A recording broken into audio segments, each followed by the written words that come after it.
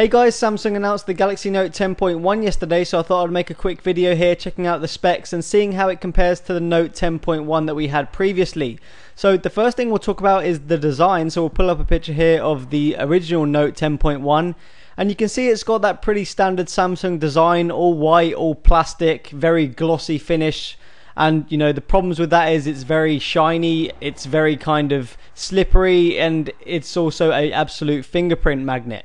So you can see that there, it's got that very similar shape in white and black. And if we pull up the new Galaxy Note 10.1, you can see it's taking a lot of the same design cues from obviously the new Galaxy Note 3. And you can see the back is again that kind of faux material where they want you to kind of think it's an imitation of leather. And it does apparently feel like leather as well, and you can see that stitching around the edge. So it's very similar design to the Note phablet, which is pretty obvious considering it's still the Note range.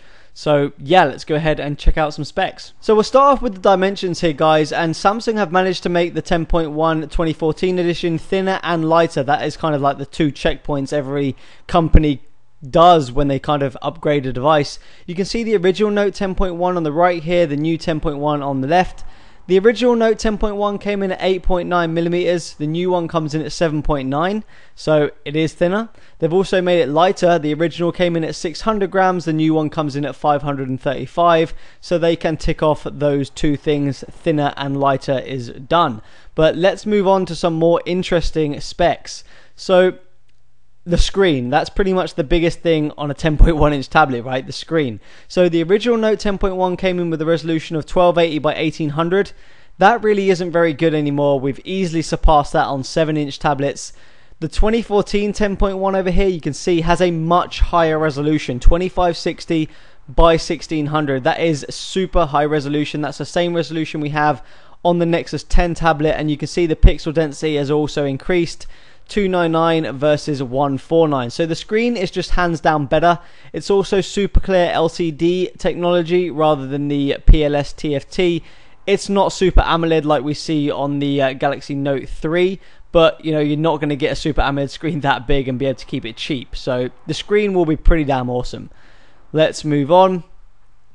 They've also put in 3GB of RAM compared to 2 from the original, and this is what we saw on the Galaxy Note 3 as well. It looks like most high-end Samsung devices are going to have 3GB of RAM from now on, and probably all the other Android devices will have 3GB as well, because when one company does it, the rest of them just follow suit. 3GB of RAM is, you know, it's always a good thing to have more RAM, especially with something like TouchWiz, which is very kind of, you know, it's a RAM hog. It just eats up all your RAM and stuff slows down, so an extra gigabyte of RAM, hey, I'm not complaining, right? Moving on, what else do we have here? They've done the standard upgrade on the camera from 5 megapixel to 8. You know, these are just checkpoints every company just goes through. Moving on, what do we got here? Also, another thing to mention about the camera is it can shoot 1080p at 60 FPS.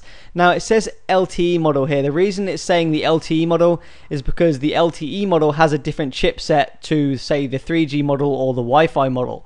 It has a Snapdragon 800, which is capable of shooting 1080p at 60 FPS. So just take that into account. It's also got a secondary 2 megapixel front facing camera that's able to shoot 30 frames per second 1080p. That's an upgrade over the 1.9 megapixel camera. Not much of an upgrade, but it's an upgrade. It's running the latest version of Android 4.3 Jelly Bean, for now at least.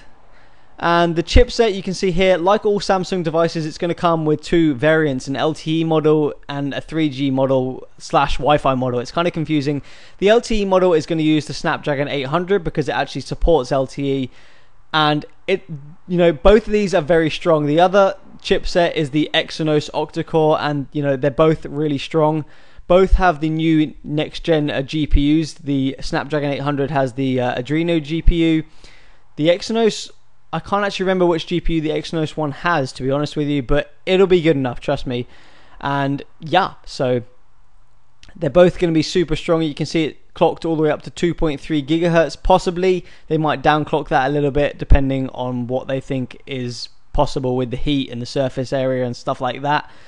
But The Adreno 330 GPU should be able to push all those pixels 2560 by 1600, and it should be able to push them smoothly. We'll have to see how well it does in games. But yeah, we'll move on to the battery.